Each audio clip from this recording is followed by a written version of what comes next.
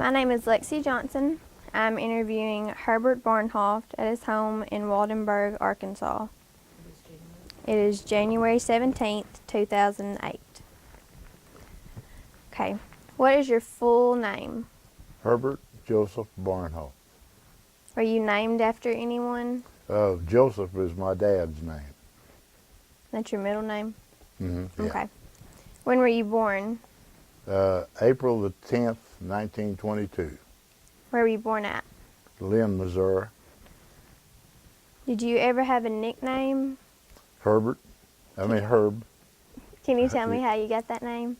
That they just didn't want to say the full name, and they just said Herb as short. Do you know where any of your ancestors were from, or where they settled? They were my grandpa and grandma. They came from Germany, but I don't know where we're at in Germany.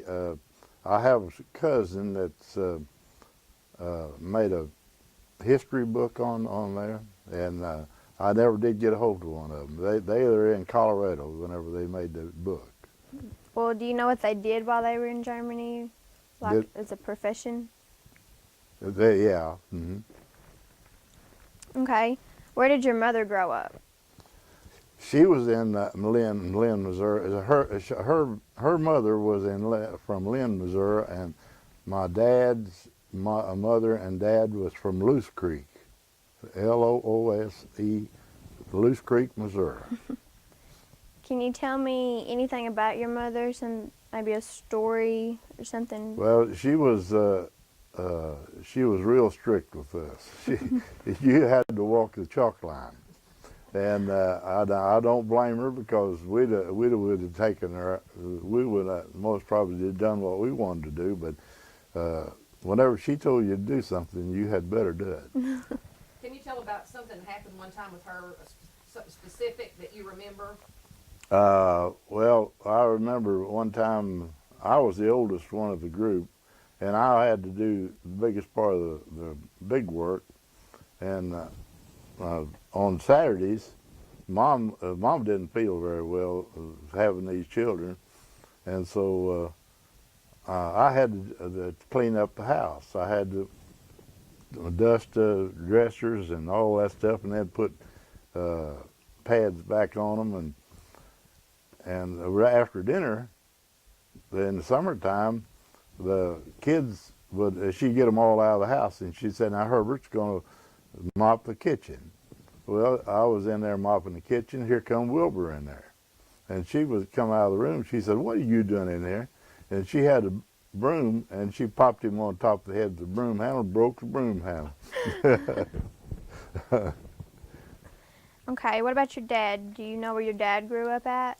He was from Lynn, Missouri. He had a real small farm there, and his brother lived right over here, about a half a mile from here, and he talked Dad into coming to Arkansas, because he was lonesome, I guess, for some of the family, and we came to Arkansas in a Model T Ford,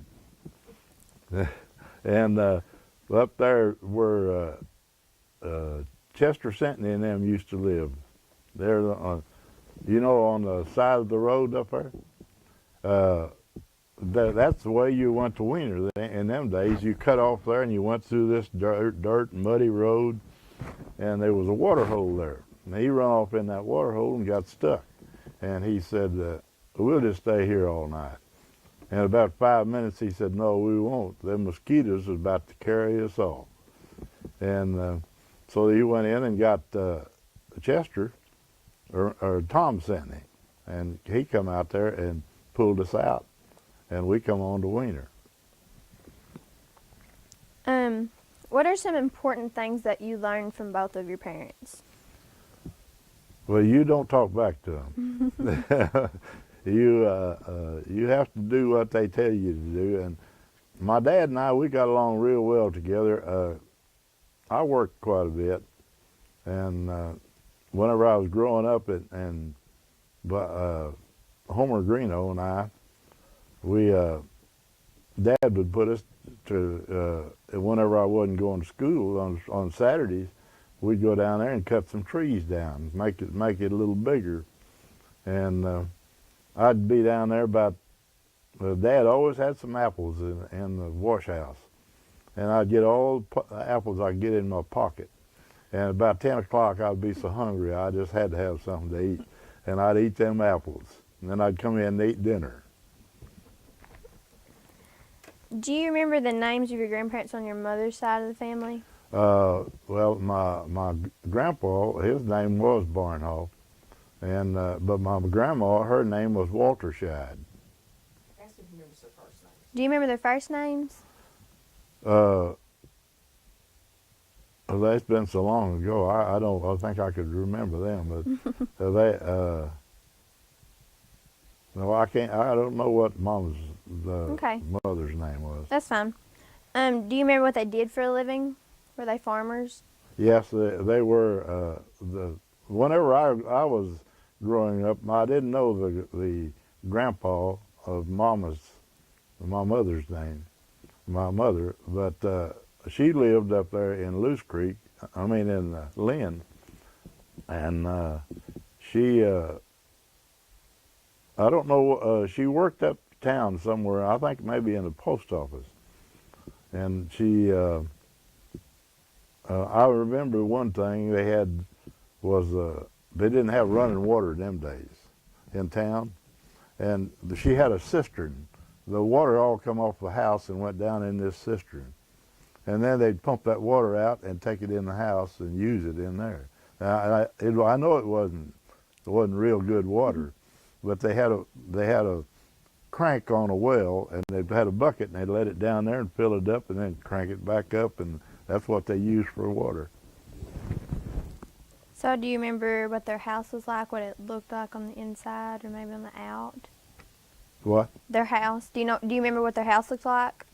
It wasn't very. It wasn't up to like. It was real rough built inside. Mm-hmm. Was it log? No, it was out of the lumber, and but it was nice enough to in them days for people to. If you had one, you was just lucky. Mm-hmm. Do you remember how many kids they had? Mom and Dad. Mm-hmm. No. No, on your mom's parents. No, they had. I was so young then in them days. They had several children, and I had a lot of cousins around. And we, whenever I got a little older, we went to see them, and but they had some in Colorado and then some in. I don't know how they got to Colorado, but I have a lot of cousins that live in Colorado. Do you remember a specific story about your grandparents that you can remember? The what? Do you remember a specific story? No, I don't. I don't remember any stories about them. We just went there to visit them a time or two, and that was it. Okay. What about on your dad's side of the family? What about his parents? Their names? Well, I know the biggest part of them. Anton lived over here, and Aunt Lizzie, and then they have one sister that's a nun in the Catholic sister, and she's a teacher, and she's out. She's retired now. She's so old, but she's still living, and I get a letter from her every Christmas, and she's a retired teacher. Okay. What about your brothers and sisters? Did you have any brothers or sisters? Yeah, I had one brother that died whenever he was 15 months old. He in them days they didn't know how to doctor stuff like that, but I forget what he died from. But anyhow, I had Arthur,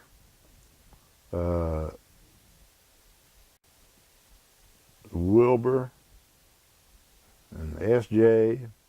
and Jenna Lee. That was five. Five, let's see, that was five of them, yeah.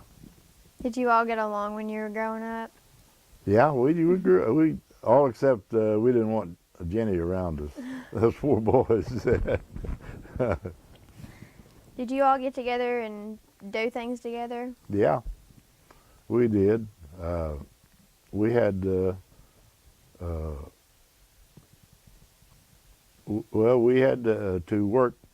I had all the big jobs, and they had all the small jobs.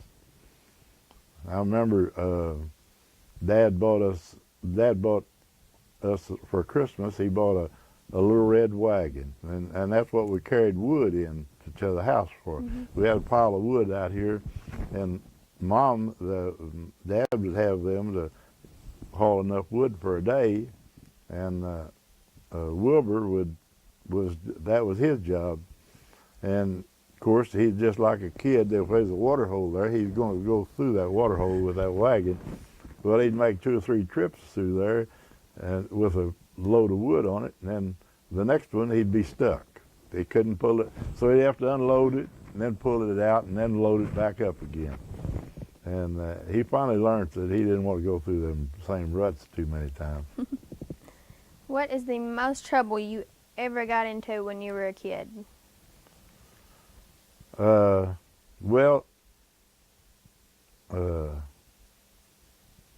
whenever I was growing up, I was driving then, and Dad, I worked out with shocking rice. I was shocked rice all day, and so I told Dad, I said, I come in and I was tired. Well, I ate supper and I felt better. So I said, Dad, could I have a car to go to town? He said, son, don't get out of winter. He said, the roads are so rough. He had just bought a new car. And he said, the roads are so rough. He said, just stay around winter. Well, I run on to Pete Van Horn, and he said, let's go to Harrisburg, to the Brown Derby. Well, we went to Harrisburg, and I come back. Before I left, I unhooked the speedometer so he wouldn't know how much miles I put on it. And I got back, and I couldn't get it hooked back up again. And Dad found out about it, so he had the guys to put it back together, and then he had somebody to spot weld it, and they couldn't ever get it open anymore. So I was locked there. Okay, how about holidays? Did your family celebrate Thanksgiving or Christmas? Yeah, we usually, we met Aunt Lizzie, and her and Mom and Dad, they got along real well together. That was Dad's sister, and we would go there for a big meeting or something. And we went there one Sunday, and us boys would all go down to the bayou and hog fish. And tell her what that is. How do you hog fish? Tell her about it. you don't have no hooks or nothing. You reach back underneath the bank, and there'd be a hole back there, and there might be a catfish in it or something. And Chris' sister and I, that was our specialty. We done that a lot of times. And we went down there one Sunday, and there was the whole bunch of them was down there. And whenever we got through hogging fish, we was coming back up the road, and it was dry, and the dust was about 5 inches deep out in the road. Well, Art was walking down the road, and some of us was in the field on one side and some of the other, and they was throwing clods at each other. And all at once, Art got to crying, and I thought, well, they got hit by a clod. We come up there, and he said, I've been bit by a snake.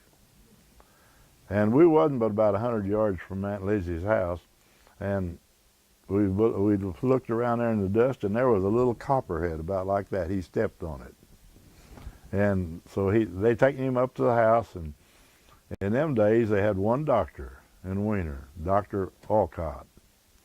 And so the Aunt Lizzie they seen had snake bite. She got some coal oil and had him put his foot in coal oil.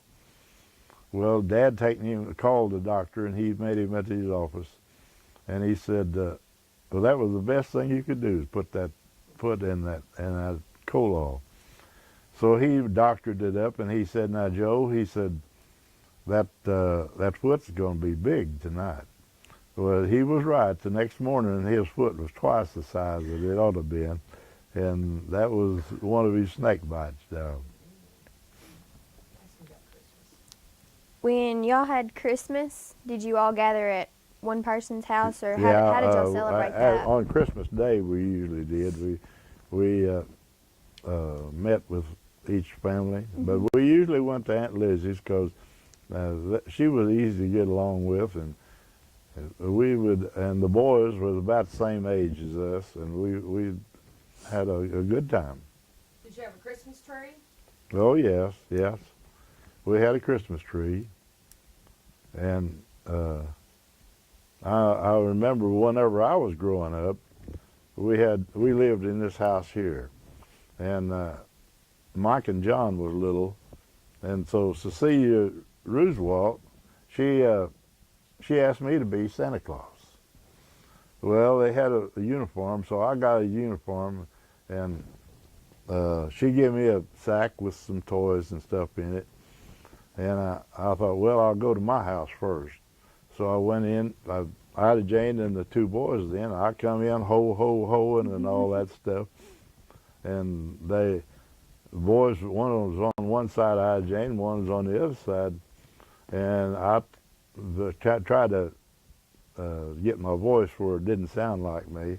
And I got ready to go out the door, and Mike, the oldest one, he said, Mama, said, Santa Claus has got Daddy's boots on.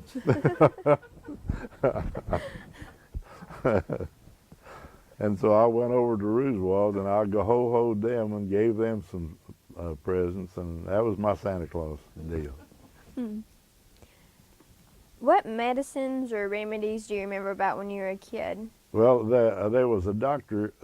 He said he was a doctor, but he had one big jug of medicine, and whatever your sickness was, that he gave you some of that medicine. And I don't know whether it was just our imagination or what, but it did help us some. Did you ever it was kind of bitter. Did you ever get real sick when you were younger? Yeah, I had chills and fever. That was mostly what we had, and we had that pretty often. What, you don't know what was in that jug of stuff? No, I don't. But everybody that went down there, that's what they got. Who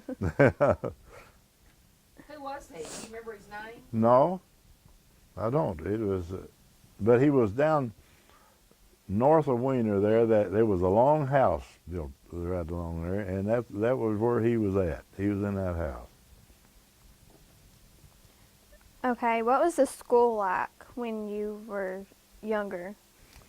Well, I went to the Catholic school here, and it was a long building, and it had we had all 8 grades in it, and they had a sliding door in the middle of it, and the first, second, third, and fourth was in this side, and the 5th, 6th, 7th, and 8th was on the other side. And I don't remember the 1, 2, 3, 4 too much, but I do remember we were big enough to cut up in the other grade. And one time there was three of us in one grade, and that was Buddy Swartz and George Roy and I. We was in the same grade all the way through that, and so Sister got us up in front. See, they call you up there if you're going to have a spelling or whatever it was.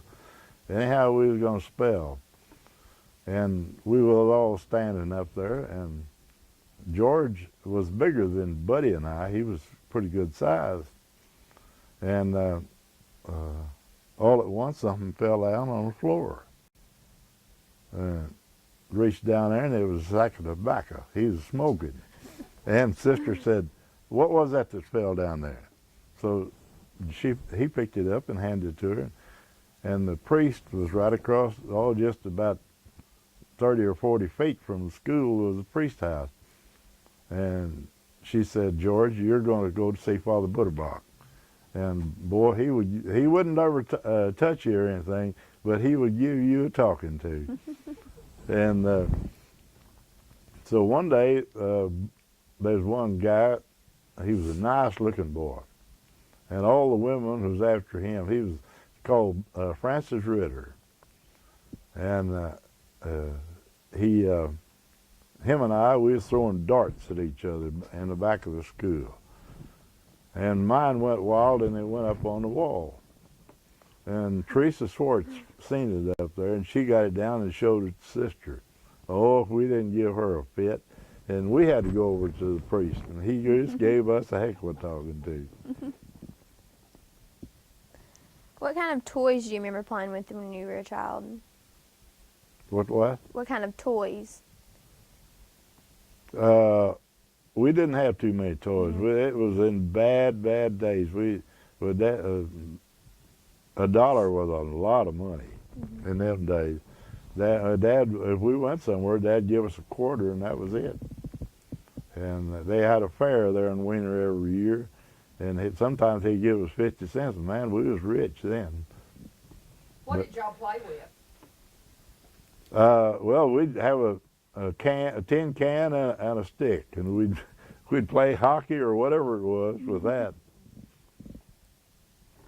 Okay, now I want to ask you about your social life when you were a teenager. Do you remember some of the wild and crazy times you all spent together? Yeah, we went to Grundon's a lot, and they danced up there. I wasn't a very good dancer, but I liked to watch them dance.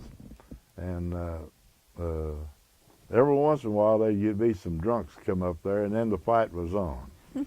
And I remember one time there was almost all of us from Wiener. They was fighting each other, and it was pretty good sized fight. And Gumpy Gallagher, I don't know whether did you remember? No, but people talked about him. Oh, tell about him. he was character. Now, he would if he was sober, he was all right. But if he was drunk, he just about tried to kill you. And he left Wiener. He got so bad at Wiener, he went to Michigan. And his I think it was his uncle. He living here at Wiener. And he asked Dad one day. He said, "Joe, would you give Gump a job if you can get him out of jail?" He tried to kill his boss up there, and he was in jail. Dad said, Dad's byword was "by gab." He said, "Well, by gab, he'll have to do what I tell him to do." And so he got him out of jail, and he come home, and that old Gump was just tough as a pine knot. Dad had put us out there pulling indigo, and he'd said it'd be real hot. The old Gump would just lay down in the dock pearl and kind of cool off in the water, and then he'd get back up and go to pulling again.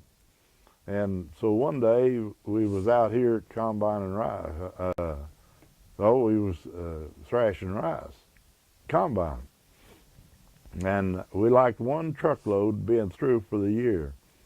And Gump and Art and Bobby McAvoy come out here, and they said, we're going to finish up the combine on Sunday. And I said, no, it's going to be all right tomorrow. We're going to do it tomorrow. No, we're going to do it today. And I said, you ain't going to get me out there. I'm not going out there.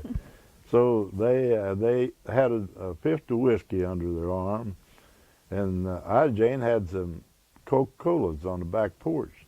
And Gump come up there and he said, Jane, let me have a 6-pack of them Cokes. And she said, now Gump, I'll let you have one. You ain't getting any more. Well, after a while he come back and he said, we need another one. And so she let him have another one. And that's the way it went all day long. And so whenever I come in, well, they had a load of rice out there and they was going to take off, and they was drunk. No, you're not getting that truck out on the road. We'll take it in the morning. So they left out, left it alone. Do you remember about any of the businesses that were in Weiner Yeah. when you were younger? Yeah, I remember Mr. D. Good's store. Start on one side of the street and just walk down. Tell us what you remember being there. Well, Mr. D. Goods was on a corner here, and then there's a barber shop next to him, I think, and then there was Bryant's. He had a pool hall and ice cream parlor and all this stuff. You could get that on Saturday night. Everybody, that was the thing on Saturday night. Everybody met in town, and and then you go down here, and Sophie Cheesler's was down here, and then there was a. Tell what those stores were. What was in them? What kind of stores they were? Well, Sophie had. Well, she had anything you wanted for schools. She'd have tablets and pencils and this and that, and she also had some marbles, and you could buy marbles, and that's what we played during recess. We played marbles, shooting marbles, and you could get 15, 20 cents, and you get all the marbles you could handle for that. And then down on the corner was a store that sold guns and furniture. Who had that store? Do you remember? What was it? What was his name? I forget what his name was. Was that Mr. Dudley? Yeah, that was who it was. Yeah, Dudley. Yeah, I know I bought a shotgun there one time, and I couldn't afford it, but I got it. Then I still got it. I think that's it up there, one of them. But What do you remember on the other side of town? on the other side, the international place had a place of business over there. He sold all kind of machinery, and in them days it was a binder and a separator, a thrash machine. And Mr. Downing had he had a binder out there that was brand new, but it was all in pieces. You had to put it together. And I said, ask him what he wanted for that. So he told me, and I said, what would you knock off for that? He said, well, I'd knock off a wheel here and something else. He was just joking. And then he had some tractors inside where you could see them, and they was for display, and one of them was facing the other, but they didn't have no lugs on them. They just had steel. And Gumpy Gallagher went in there one day, and he cranked up one of them tractors, and they both run together, but they didn't have no traction, and it didn't hurt him very much. And he was in between them. Yuck was doing everything like that. What else do you remember being on that side? The post office was there, and the bank was there, and Franklin Huber's was there, his grocery store. And that's where Dad done the biggest part of his work, get the biggest part of his groceries. And in the summertime, he'd run out of money. He'd have a crop loan, but he'd run out of money. And so Franklin would go on credit. And at the end of the summer, he wouldn't have it. Dad wouldn't owe him $100, but whenever he'd thrash his rice, well, he'd pay him off then. Now I want you to tell me about your war experiences. Okay, this happened on a Friday. James Bornhoft come over here to see me, and he said, Herb said, let's go join the service. Said, we don't want in the walking army. Said, let's get in the Air Force. Okay, that's good enough for me. So we went over to Harrisburg to see about getting a release over there from the draft board. They said, no. said, "You're going to be drafted within a week or 10 days." Uh-oh, we're in trouble. So we went to Jonesboro to the recruiting office, to the Air Force, and we told them, said, they won't let us, they wouldn't release us. And they said, "You mean you haven't been drafted?" And they said, "Yeah." He said, "Like heck they won't." So they gave us some papers, and we brought them back over here, and they signed them. And so we thought, boy, we'll have us a time Saturday and Sunday, and we'll be ready to go Monday. You leaving the next morning, Saturday morning. And so we had to go back up to Jonesboro, and they put us on they taken us to Little Rock. And we didn't do nothing all weekend long. They put us in a hotel down there on the river, and James and I was in the same room. They had one bed over here and one bed over here. And sometime during the night, the ceiling fell in. Oh, goodness. And so that shows you what kind of stuff they was putting us in.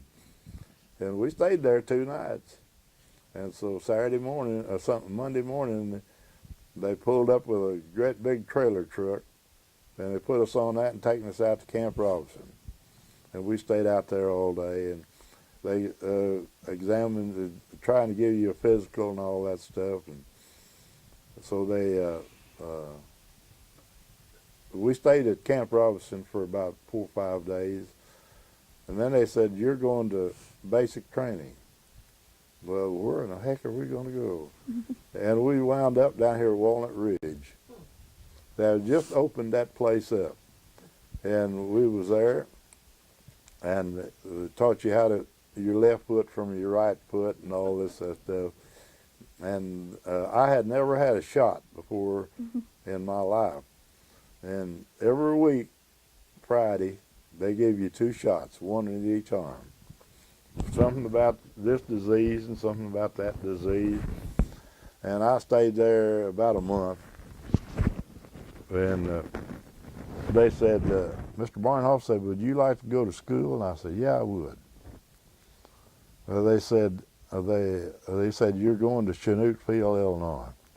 They gave me a list of stuff that I could go to school for. So I looked the list over, and they had electric welding on there. And I thought, well, now that, if I'm going to farm, that might do me some good. So I said, I'll take up electric welding. Well,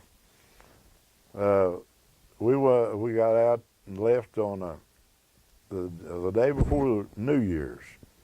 And we had to lay over in St. Louis for about 8 or 10 hours. And they had a real nice place there fixed up for us to eat. And it was right on the river, right on the lake there in no, that was in Chicago.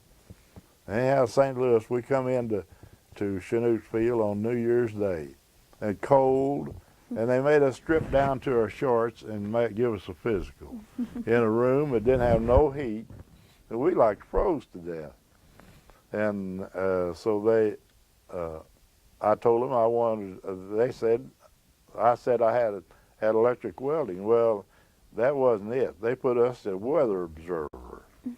It sounded something like it, I guess. And so I taken weather observer for about 2 or 3 months. You check the clouds. Some clouds are rain clouds, and others are for something else. And we sent off barrage balloons and all this stuff. And what's a barrage balloon? They're helium, just small balloons. They're about that big around, and they had a name in them. And if somebody found them, well, they'd know that where we were. But anyhow, we taken in. We taken that weather observer, and then they must have lost us for about a month, because we didn't do nothing but play basketball or anything we wanted to. They caught up with us, and they said, "We're shipping you out to Richmond, Virginia." Well, at the time we come in Chicago, and had to change trains, and we was right on Lake Michigan, and the road was about a 4 or 6 lane highway, and we walked across that, and we sat there with our feet hanging down, and they had an aircraft carrier out there that they was practicing landing and taking off for the Navy guys, and we watched that for a while. So then they taking us down to the depot and going to put us on a train, and the government was paying for us a place to sleep. Well, there was a bunch of Navy guys in our beds. Well, they made them get up. Said that the Air Force has got this. Well, they had to sit up at night. Boy, we didn't get along well with them Navy guys. So we got on the train, and we was going to Washington, D.C., where we were going to change trains. And that night, I got in the top bunk, and there was a ventilator there, and so I opened it up to get some air in there. And the next morning, you thought I was a black man. There was a cold smoke coming through there, and my face was black as it could be. And you couldn't hardly wash that stuff off. And so we finally got to Washington and got cleaned up. And so we had never seen this before. I hadn't. And we got off at this station and had what do you call escalators? Mm-hmm. And we had never seen them, and we liked to wear them things up, going up and down, up and down. And we really enjoyed that. Well, they got us to Richmond, and of course it was the start of summer, and that's the hottest place you can be. And we stayed there all summer, and they was teaching us how to what we was going to be doing over in England. We was going to be on our way over there. Well, in the meantime, they shipped us to Boston, Massachusetts, and it was in the start of winter. We stayed up there about a month or two. And one day they come in and they told us, said, "You're going overseas." So they put us on a train, pulled us into New York, and we got on this ship, and it was an old ship. And the next morning we taken off down we were close to the seashore, to land as you could get. And we was going down to Boston, and we were going to meet a convoy going across from there. Well, we got about halfway to Boston, and one of the ships pulled up alongside of us, said, "If you all can't stay up with us, you might as well turn around and go back to New York." So we made a U-turn and went back to New York. And we thought, well, we're going to get on a better ship. They worked all night long on the boilers on that ship. And the next day, we taken off again. We got into Boston, and there was a convoy there. We got in the middle of it. There was 3 troop ships, and the rest of them was cargo. They had tankers and all this other stuff. You can count about 75 or 100 ships in this convoy. And so we started out, and you couldn't hardly see yourself moving in the water. We was out there about 10, 12 days on the ocean before we ever got over to Glasgow, Scotland, is where we got off at. And we got there, and we didn't know it, but we had to climb down the side of a boat on a rope ladder with everything that you owned on your back. And then they put us in these little ships. They'd take you up there on land. And we got up there, and there's some kids up there crying. They wanted some candy. Well, we had some candy. We gave them some candy, and they put us on a train. And they said, "Now do not open your curtains at nighttime, because the Germans, if they can see you, they're going to shoot you." Well, we was on this train. We'd never been on a train like that. It had a runway down one side, and then they had booths off of it. And there was so many in each booth. And sometimes they'd just peek out the window like that. And so we got down well, pretty good ways. Sometime during the night, they pulled into the station. They said, everybody get off and get you something to eat. Well, they had some stuff there that looked like fried pies, and I thought, I'd like to stand a couple of them. And so I got me a couple of them and got back in there, and I taken a bite out of them. And it was mutton inside that. What is mutton? That's sheep. That's what it was. It was fried mutton. I couldn't go bad. I had to throw it out. And so we got to where we was going the next morning, and we didn't really have the place set up for us. We had to build our own buildings. And so we had to go about a half a mile down the road, and they had an English base there, and they was going to feed us. And we didn't have no mess hall or nothing set up. And so we went in there, and that's the first thing I smelled was that doggone mutton. They had toast soaked in the mutton grease, and that's what you had. I couldn't go that route either. And they had hot tea. That's all you could smell was hot tea. Didn't like hot tea.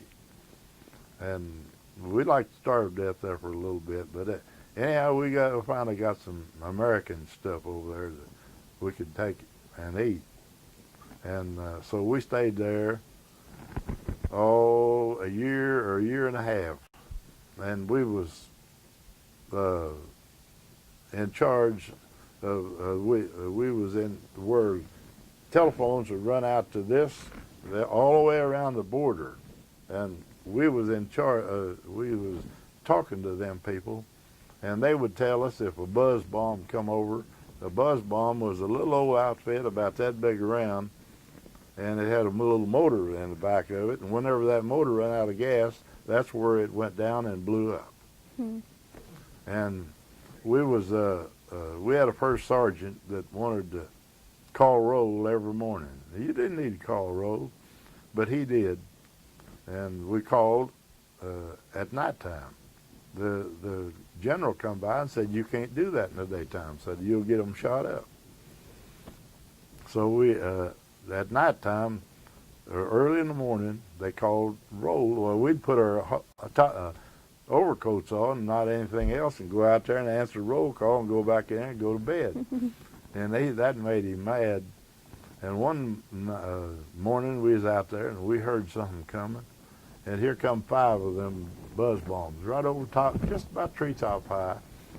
And they got about 5 or 6 miles down the road, and boy, they shook the earth. Them things come down and run out of gas. If they'd run out of gas right where we were at, we wouldn't be here. Were they shooting them off from planes that were flying over? No, they came off the ground from Germany. Okay, wow. And but they didn't fly all that fast. And we had some officers that went up and would knock them down, would shoot them out of the air over the water. And we had them pretty well figured out what to do.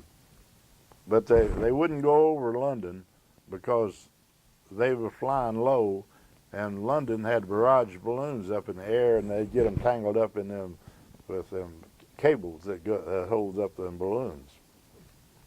So they didn't want to go over London, but they wanted to go up in the country and blow it up. What was the purpose of doing that? Was it just to intimidate? Yeah. Yeah, they and then we stayed there in England for about a year and a half, and then they decided that we was going to Holland, and we was all ready to go. And it's a good thing we didn't get to go, because right up in there is where the Battle of the Bulge was at, and if we'd have got up there, we didn't know what to do, so we'd have been blown up. But they held us out there until after the Battle of the Bulge, and then they taken us up there. And we got out there, and there was every town up there has a church, a big church. And this one had a Catholic church in it, and the priest moved out a half of it and let us have half of it. Boy, we was living uptown. We had marble floors and marble baths, and everything was uptown.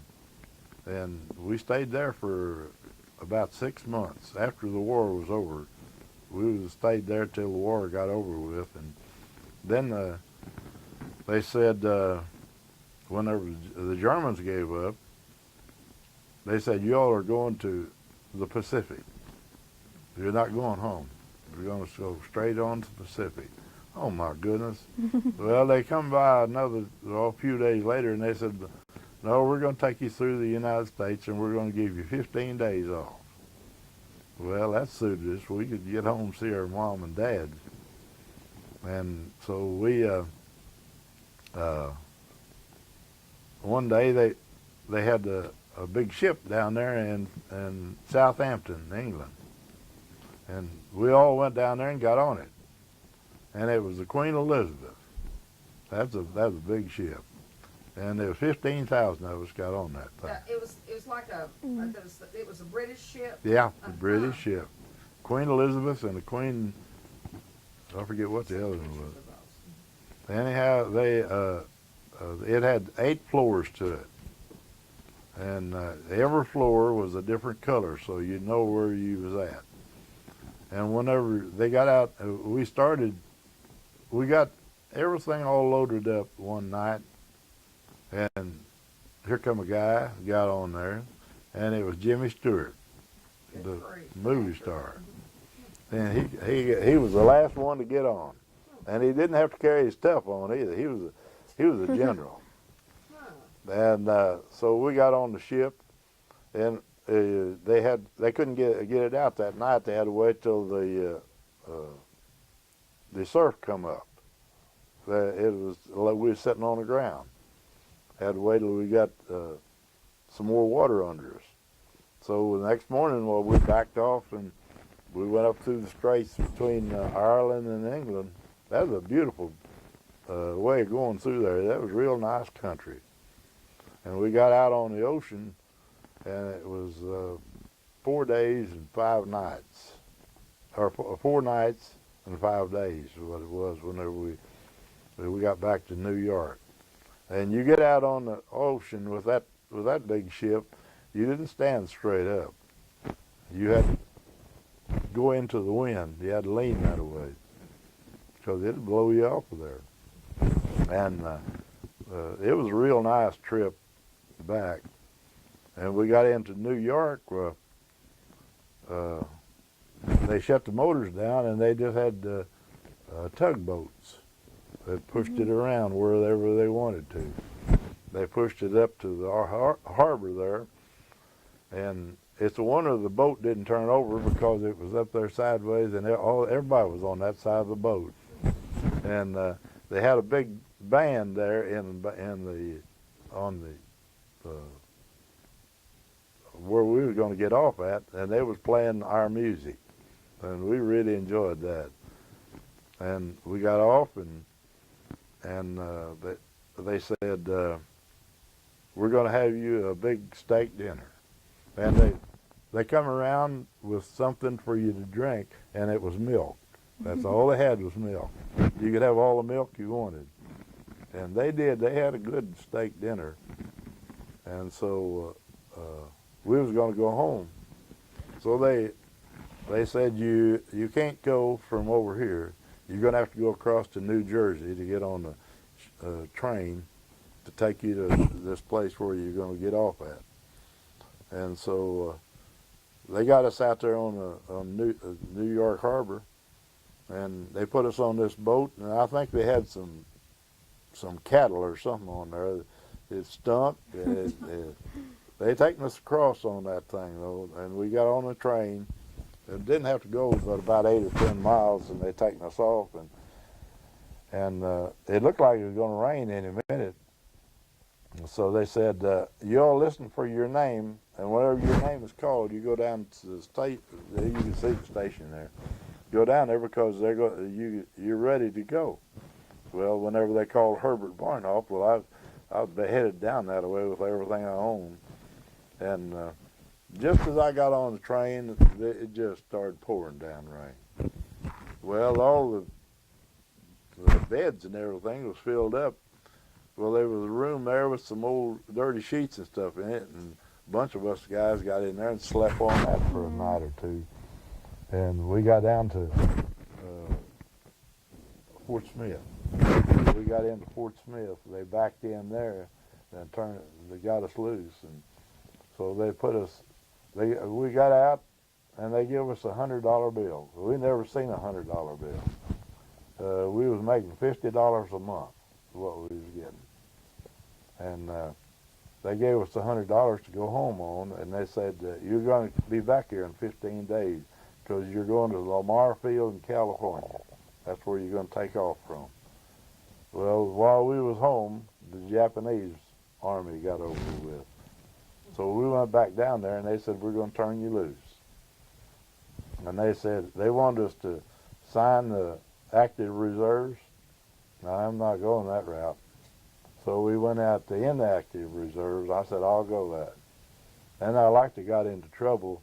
After about 2 or 3 years, they had some of these other wars going on, and I got a letter one day said, you're going to go to Georgia and go to school.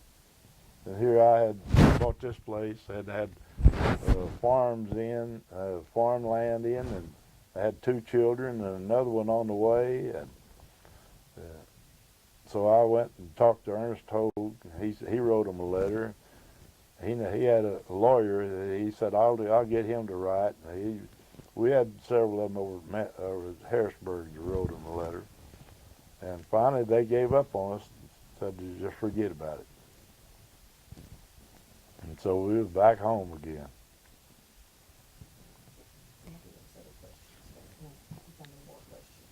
So you never saw combat while you were in the Army or in the Air Force? The closest we were was over there in Holland. And whenever we got in there, we was right behind the big guns shooting in Germany. And you couldn't sleep at night. They shooting all night long. And so they done that for a day or two.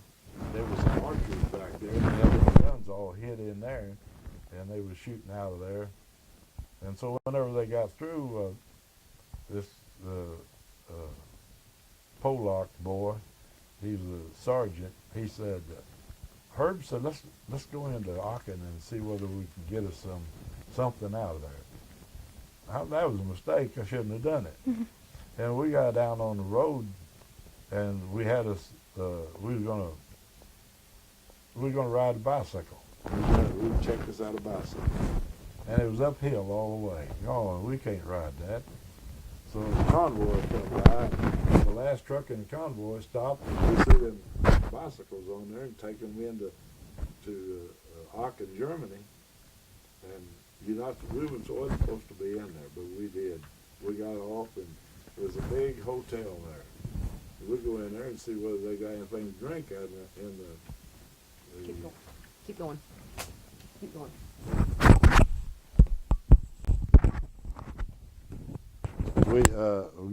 If we can get anything there to drink.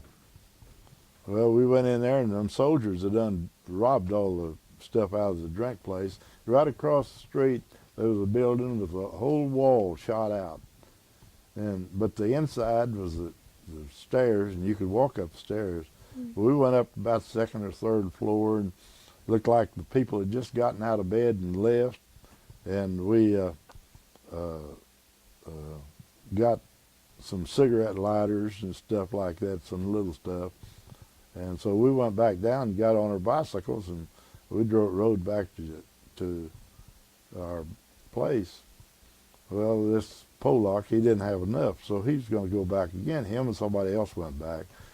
And he stole a motorcycle and rode it out, and he got in trouble with that thing.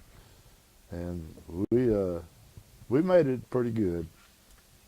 How bombed out was that place? Oh, it was shot all to pieces. And there was no no men in town, just women and children. I never seen a guy nowhere around. Where did they get during that bombing? Do you have any idea? Those women and children? I don't know. They had shelter somewhere around where they could get into, but it was all shot up. It looked like a nice town, Akka did, before it was shot up. Were you able to stay in touch with your family while you were over there? The only contact we had was writing letters back and forth. We didn't have no telephones or nothing like that. They would never give us that, but we did write. They made us practically made us write once a week. Did they screen your letters? They might have, but they didn't look. Whenever we sealed them up, they didn't unless they tore it open. But we didn't do anything bad about writing it. Just Did you all have plenty of supplies and? yeah, we had pretty good eats. We got over in Germany from England, and we was there, and we got off of this ship, and they put us on this boat, on this truck, and it didn't have no tarp over it or nothing, and we drove about 50 miles in rain on that ship, and we come up to this place, and it was for American soldiers to they were going to separate them from here, and they put us. We had to walk up a hill, and it was in clay, and they told us to throw all of our stuff in this building downtown, and it was bombed out building. We threw our stuff in there. We went up the hill, and they had tents set up, and that's what we slept for 4, 5, 6 days. We stayed up there, and we went down and got our stuff the next morning, and they put us on put us on trucks and taking us into this town. But in the meantime, where they went to get the food, they didn't say that they had some Air Force guys there. They said I thought they was all the walking army. Well, they didn't like it too well because the Air Force was getting some of their stuff. But we got on this train in this town, and there was a big bridge, a railroad bridge, and they just blew that thing all to pieces. They backed in, the train backed in there to pick us up, and then we was going to go to Antwerp and Holland, and we rode 2 days and 1 night, and this train would be going along, and all at once it just stopped. It might be out in the middle of the country, or it might be in a town somewhere. Now, I don't know what was wrong with it, but I guess they had to catch up some steam or something. And we'd get off, and we'd going to fix us our dinner. They had some, they had packages that they called a 10-in-1. 10 people could eat 1 meal out of this package, and they would have a roll about like that was bacon in it, and it was cooked. All you had to do is melt it down, and they had canned heat. Do you ever see canned heat? Well, you can't see the flame, but you can feel it if you put your hand over it. And it's we'd take and put that bacon over that, and it was good tasting bacon. And it even had cigarettes in there if you wanted to smoke. Well, I didn't smoke, and we'd take them out and heat them up, and about the time that guy on the engine would honk the horn, you better get it back inside because he's going to start pulling out. So we'd throw stuff back in, and it was no fancy cars. It was just like box cars around here, but they're about a third as big as these around here. And they pulled us into Antwerp, and the guys unhooked from us and taken off. And and them buzz bombs was coming in there just as fast as they could come in there. And so some GI engineers hooked onto us and pulled us out of town and got us out of there. They was bombing the heck out of it. What did you do to entertain yourself while you were over there? Well, they had some entertainment coming in there. They had some bands. They had one all women band. They were all the girls in there was singers and instrument players, and they were good. And then we had one that we didn't get to see. There was Glenn Miller. Glenn Miller was my favorite band always, and he was over there, and he was going to entertain us, but he was going to fly over the English Channel there in England. He was flying over the English Channel to over into Germany, and he went down in the English Channel and never did find him. Mm-hmm. They just missed him. They never have found him. Is that right? Yeah. But he was a good band player. Did you make any close friendships while you were in the service? Hmm? Did you make any close friendships while you were in the service? Yeah, I had several of them, quite a few of them. We had our sergeant that was in charge of our barracks was a Mexican, and he was a real nice guy. But the majority of the Mexicans was down in one hut down there, and they pulled guard duty and stuff like that. Mm-hmm. But they was okay as long as they didn't drink. If they drinking, they was wild. And we come in one night from a Liberty Run, and they was down there just shooting up a storm. And we had a rock wall around three sides, and then one side had rolled up baling wire. And they was shooting, and so I started, I'm going to go down there and see what they're doing. I talked to them all the way down there so they wouldn't shoot me. And I said, what are you all shooting out there? And they said, there's something moving out there, and we don't like it. So they shot. Next morning went down there, and there's 2 dead deer down there. They said, it's a good thing that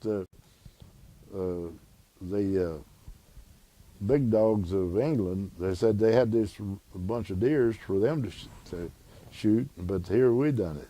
Mm-hmm.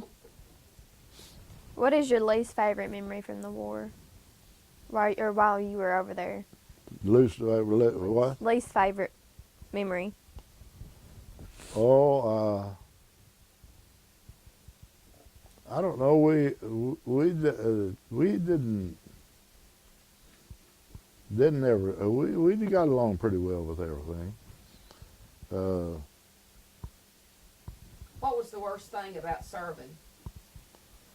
Well, it was from being away from home and stuff like that. We really missed that.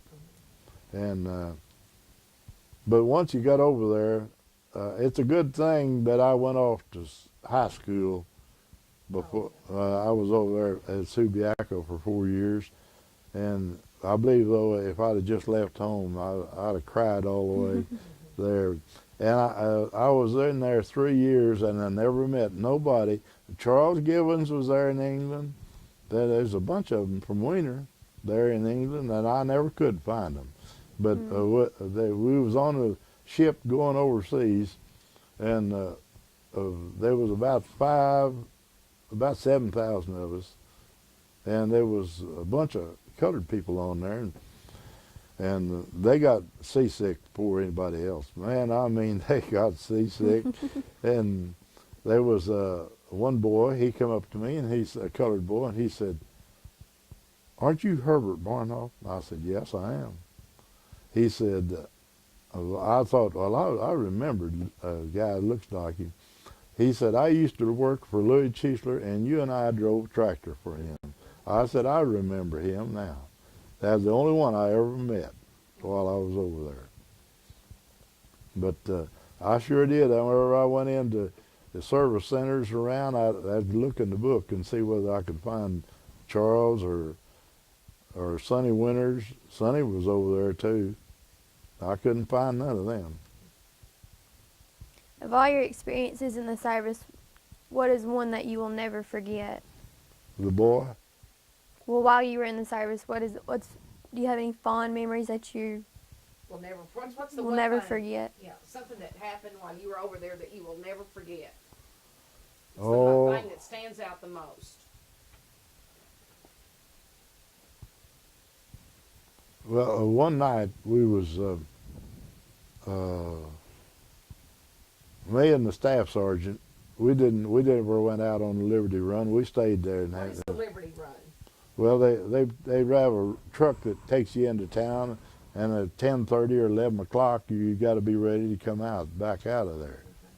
And me and the Pollock, we stayed longer than we should one New Year's Eve. They was having a party down there, and so we missed the Liberty Run.